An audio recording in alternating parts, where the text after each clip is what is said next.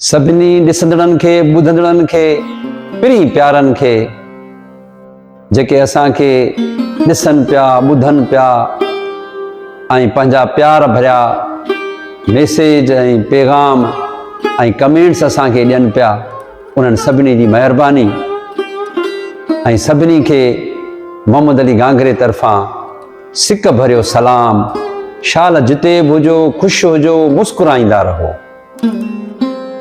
अच त पाड़ियूं मोहबत खे सजण लाहियूं सिक, पाए गल गराटड़ियूं वेही सिंधुअ पासे भिक। जेॾी मूंखे सिक शाल तेॾी पिण तोखे हुजे।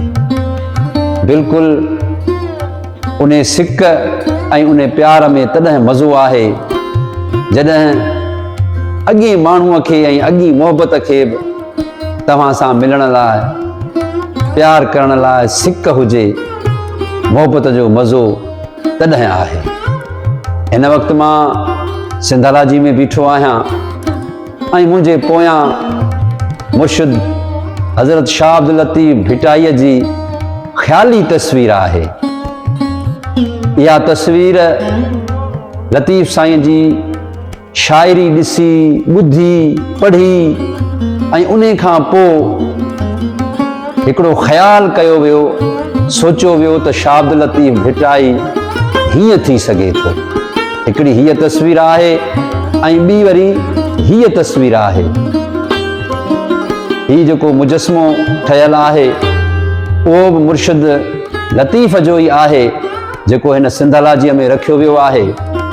मुर्शिद लतीफ़ हिकिड़ो सूफ़ी दरवेश, सूफ़ी शाइर जंहिंजे दिलि में प्यार, मोहब्बत ऐं सूफ़ियत आहे, जेको चवे थो त सूफ़ी लाकूफ़ी को न भाएंसि केर, सूफ़ी लाकूफ़ी को न भाएंसि केर, मंझाई मंझि विढ़े पधर नाहेसि पेर, जनी साणस वेर थिए तनी संदो वाहिरो। सूफ़ी उहो आहे जेको ॿियनि सां मोहबत करे, ॿियनि जे लाइ बुरो न सोचे ऐं केर बि जॾहिं हुन जे ख़िलाफ़ साज़िशूं करे पर हू तॾहिं बि उन जे लाइ सुठो सोचे ऐं उन सां मोहबत करे, उन जो वाहिरो थिए, उन जी हिफ़ाज़त करे। सो अहिड़ा माण्हू हिन वक़्तु तमामु घटि आहिनि। सो मुर्शिद लतीफ़ जो इहो सूफ़ियत वारो पैगाम सिंध छा पर हिंद ताईं ऐं सॼी दुनिया ताईं पहुतो आहे।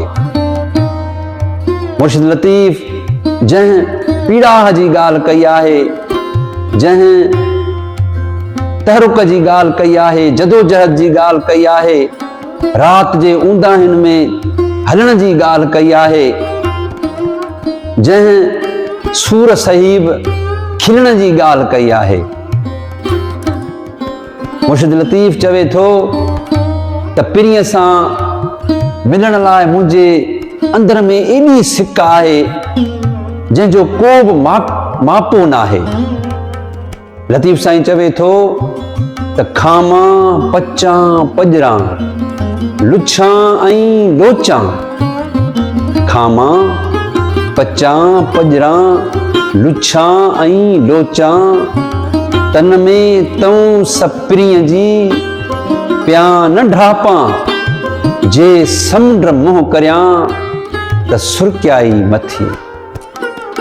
तो लतीफ़ साईं चए थो त मुंहिंजे अंदर में पिरीअ सां मिलण लाइ एतिरी त सिक आहे, एतिरी त हुन जे प्यार जी उञ आहे जो जेकॾहिं समुंड बि पिया त उहा बि हिकिड़ी सुर्क आहे।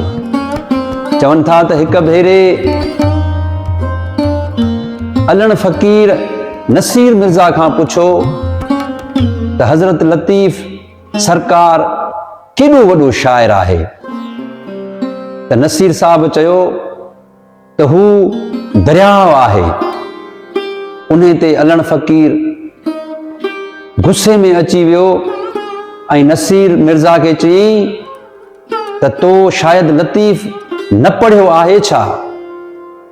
ऐं इहो ई बेत नसीर मिर्ज़ा खे अजण फ़क़ीर ॿुधायो। चई लतीफ़ साईं त आख़िर में चवे थो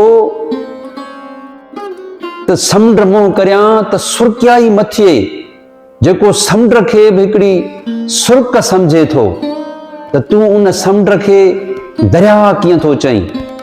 सो बिल्कुलु लतीफ़ साईं हिकिड़ो समुंड आहे जंहिं हर इल्म जी ॻाल्हि कई आहे, हर दौर जी ॻाल्हि कई आहे, महिनत जी ॻाल्हि कई आहे, जंहिं इहो बि चयो आहे त जा पोखणी अथई पोख, जेसीं पाणी अथई पांध में, मुंद बि वेंदई निकिरी पोइ सुकी थींदे सोक। जिते लुणंदो लोक उते सिकंदे हिकिड़े संगला।